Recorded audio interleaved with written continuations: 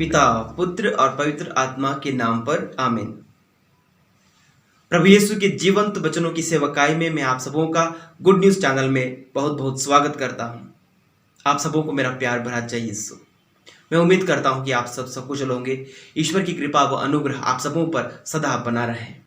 प्यारे विश्वासियों, आज के रविवारी चिंतन में हम मनन चिंतन करेंगे प्रकाशना ग्रंथ अध्याय 7 पवित्र वचन संख्या 2 से लेकर 4 तक और 9 से लेकर 14 तक। यूहन्ना का पहला पत्र अध्याय 3 पवित्र वचन संख्याएं 1 से 3 और संत मत्ती का सुसमाचार अध्याय 5 पवित्र वचन संख्याएं 1 से लेकर 12 तक। ख्रिस्त में प्यारे भाइयों बहनों और विश्वासियों, हम हर रविवार व पर्वों की मिसा में तथा अन्य प्रार्थनाओं में प्रेरितों का धर्मसार बोलते हैं और उसमें यह कहते हैं, मैं एक ही पवित्र कैथोलिक और प्रेरित कलीसिया में विश्वास करता हूं। हम ऐसी कलीसिया में विश्वास करते हैं जो पवित्र है। जी हां, कलीसिया पवित्र है तथा आज हम उस पवित्रता को विशेष रूप से मना रहे हैं जो कि संतों के जीवन में विशेष रूप से प्रकट की गई है। आज हम सब संतों का पर्व मना रहे हैं। पूजन विधि के कैलेंडर में यद्यपि कुछ ही संतों के पर्व निर्धारित किए गए हैं, लेकिन आज कलीसिया उन असंख्य धर्मी संत आत्माओं को याद करती है जो ईश्वर के स्वर्गीय सिंहासन के सामने निरंतर ईश्वर की महिमा व उनका गुणगान करते हैं। शायद कलीसिया के इतिहासकार ही ये बता पाएंगे कि सबसे पहले कलीसिया ने किसे संत घोषित किया था, पर हमें यह अच्छी तरह से पता है कि पवित्र बाइबल के अनुसार सबसे पहले संत की घोषणा स्वयं प्रभु यीशु ने की थी, उस भले डाकू को यह कहते हुए, आज ही तुम मेरे साथ स्वर्ग में होंगे। इस प्रकार कलीसिया ने कई व्यक्तियों को उनके जीवन चरित्र व प्रभु से उनके करीबी रिश्ते के कारण संत घोषित किया है। इन्हें देखकर, इनके जीवन पर मनन चिंतन करके हमें भी उस स्वर्गीय धाम की ओर आगे बढ़ने व बढ़ते रहने के लिए प्रोत्साहन व प्रेरणा मिलती है। ये धर्मात्मा, ये संत हमारी ही तरह इंसान थे। इस दुनिया में हमारी ही तरह परिवारों में जन्मे व अपने स्थानीय समाज में पले बढ़े, पर इस भौतिक संसार के मोहों से ऊपर उठकर इन्होंने स्वयं को ख्रीस्त के अनुरूप बना लिया। अब इनके द्वारा प्रभु हमसे कहते हैं, तुम्हारी मानवीय कमजोरियां मैं जानता हूं, इसके बावजूद भी तुम संत बन सकते हो। ये संतगण भी तुम्हारी ही तरह इस दुनिया में थे, पर इन्होंने सदा पिता ईश्वर की इच्छा को पूरा किया, सदा पिता की मर्जी को पूरा करने के लिए ये जिए। इसलिए अब ये तुम्हारे लिए आदर्श हैं, नमूना है। इन्हें देखकर उन राहों पर तुम भी चले आओ जो राहें मेरे स्वर्गीय धाम की ओर जाती हैं। प्यारे साथियों, मुझे एक घटना याद आ रही है। हम एक बार कांकरी आश्रम में रिट्रीट के लिए गए हुए थे। कांकरी आश्रम पहाड़ों और जंगल के बीच में बसा एक आश्रम है, एक साधना केंद्र है। एक बार हमें उस पहाड़ के ऊपर चढ़ने का अवसर मिला। रिट्रीट के दौरान जब हम वहां पर गए तो काफी पेड़ थे, काफी झाड़ियां थी और ऊपर चढ़ने में काफी दिक्कत आ रही थी। कुछ ब्रदर्स जो हमारे साथीगण थे वो हमसे पहले रास्ता ढूंढकर चले गए और फिर ऊपर से हमें इशारा करके वो बुलाने लगे कि इस तरफ रास्ता है, इधर साफ रास्ता है, इधर से आ जाइए। प्यारे विश्वासियों, मैं सोचता हूं कि ये संतगण भी ऐसे ही हैं।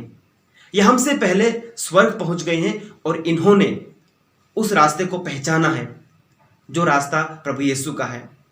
इन्होंने प्रभु यीशु के पद चिन्हों पर चलते हुए ये स्वर्ग में गए हैं और अब वहां पर से हमको इशारा करके बुला रहे हैं कि ये वाला रास्ता सही है। जिस रास्ते पे हम चले हैं, जिन यीशु के नक्शे कदम पर हम चले हैं, वही सही रास्ता है। इस रास्ते पर चले आओ और तुम्हें भी स्वर्ग मिलेगा। ये संत, स्त्री, पुरुष व बच्चे हमारे मार्गदर्शक और प्रेरणा के स्रोत हैं।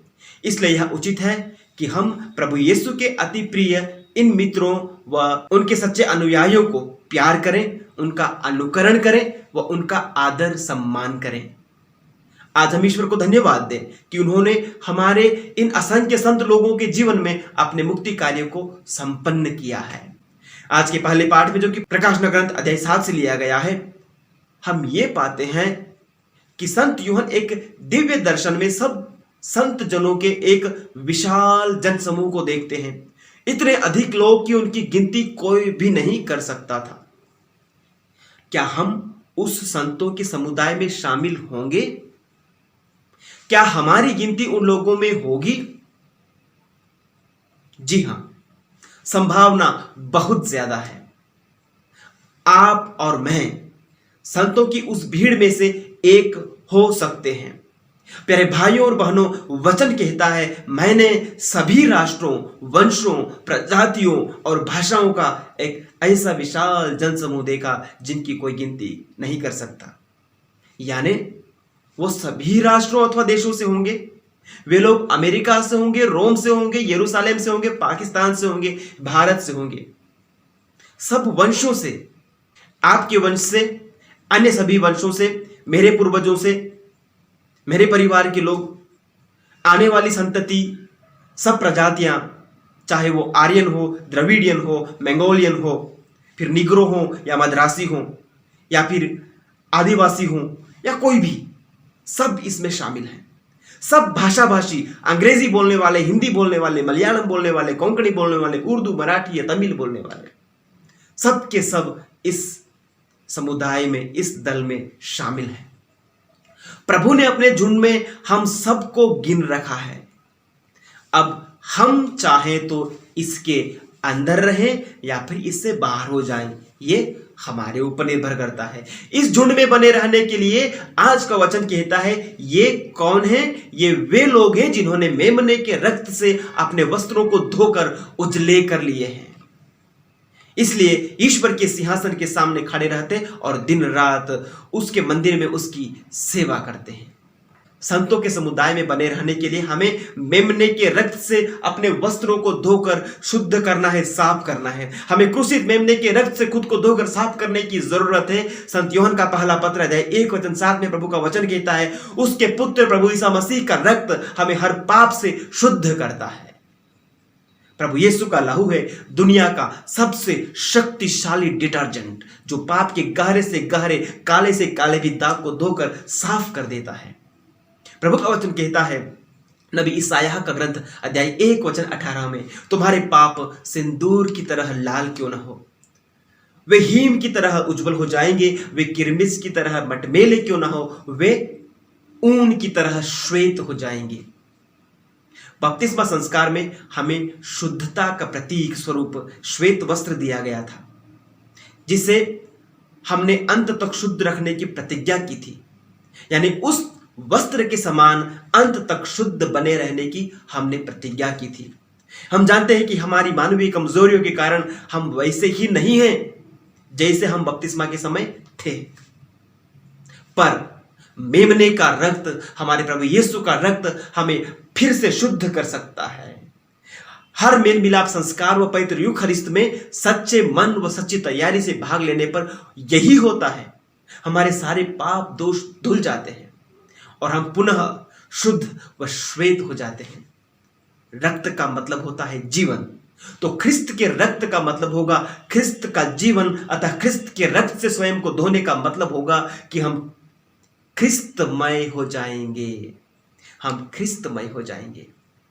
ख्रिस्त के पवित्र संस्कारों को ग्रहण कर हम उसके साथ एक हो जाते हैं। संत पौलुस कहते हैं, हमारा पुराना स्वभाव मसीह के साथ क्रूस पर चढ़ाया जा चुका है। मैं अब जीवित नहीं रहा, बल्कि मुझ में मसीह जीवित है। गलातियों को लिखा पत्र अध्याय 2:19। आज जब हम उस मसीह की देह और रक्त को ग्रहण करते हैं तो हम भी यही कहें कि हे प्रभु, अब से मुझ में तू ही जीवित रह। संत यूहन्ना आज के दूसरे पाठ में हमसे कहते हैं, पिता ने हमें कितना प्यार किया है। हम ईश्वर की संतति कहलाते हैं, ईश्वर की संतान कहलाते हैं, और वास्तव में हम वही हैं। यदि हम वास्तव में ईश्वर की ही संतान हैं, यदि ईश्वर हमारा पिता है, तो हम इस लोक में रहते हुए, इस संसार में रहते हुए उस पिता को क्यों न खोजें। हमसे अनंत प्रेम से प्रेम करने वाले उस प्रेमी पिता के चेहरे को क्यों न खोजें। हमारी इस जीवन यात्रा में हम उस पिता को खोजते रहें जो हमें प्यार करता है, और जो भी उसे सच्चे मन से खोजेंगे उनके लिए संत यूहन्ना कहते हैं, उसे वे वैसा ही देखेंगे जैसा वो वास्तव में है। यानी हमें फेस टू फेस ईश्वर के दर्शन करने मिलेंगे। हम उस प्रभु को जैसा वो है वैसा ही देख पाएंगे। इसके लिए आज का सुसमाचार एक शर्त हमारे सामने रखता है, और वो है, धन्य है वे जिनके हृदय निर्मल हैं, वे ईश्वर के दर्शन करेंगे। जिनके हृदय निर्मल हैं वही ईश्वर के दर्शन करेंगे। हम ईश्वर के मुख के दर्शन करने के लिए बुलाए गए हैं। सब के सब संत बनने के लिए बुलाए गए हैं।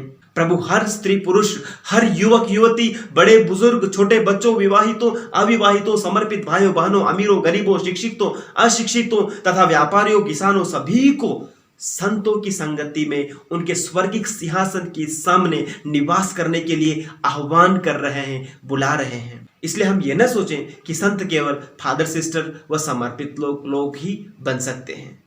नहीं नहीं, हर बिरादरी के लोग संत बन सकते हैं। संत पिता फ्रांसिस ने 2 टूक शब्दों में 2013 के विश्व युवा दिवस के मौके पर युवाओं से कहा था, हमें बिना क्यासक यानी पुरोहितों को पहनने का वस्त्र, हमें बिना क्यासक व वेल, सिस्टर जो लगाते हैं, हमें बिना क्यासक व वेल वाले संत चाहिए।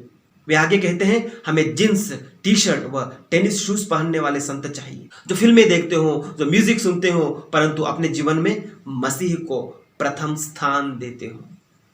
हमें संत चाहिए जो रोज प्रार्थना में समय बिताते हो, तथा जो ये जानते हो कि पवित्रता, शुद्धता व अच्छी चीजों से कैसे प्यार करना चाहिए।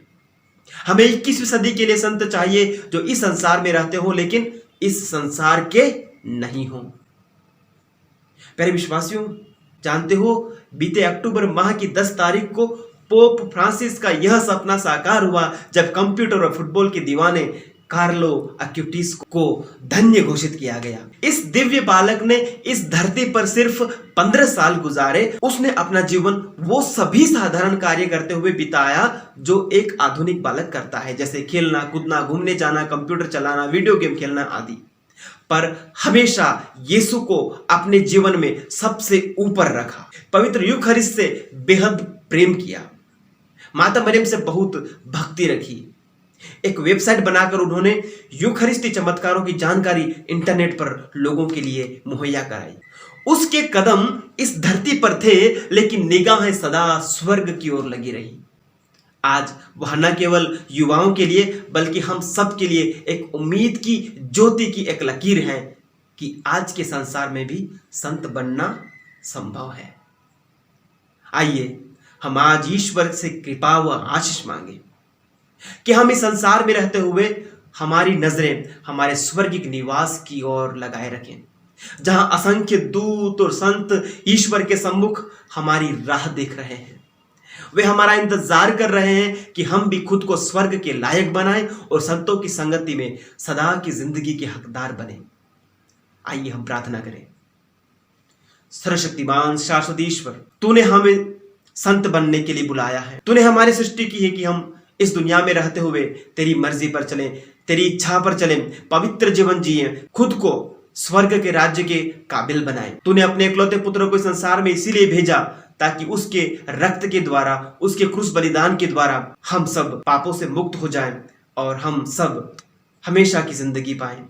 हे प्रभु, तूने हमें तेरे साथ रहने के लिए बुलाया है। तूने हमें अपनी उपस्थिति में निरंतर रहने के लिए बुलाया है। यही हमारे जीवन का अंतिम मकसद है। इस मुकाम तक पहुंचने के लिए तू हमारी मदद कर। तेरी कृपा के बिना हम अनंत जीवन नहीं हासिल कर सकते।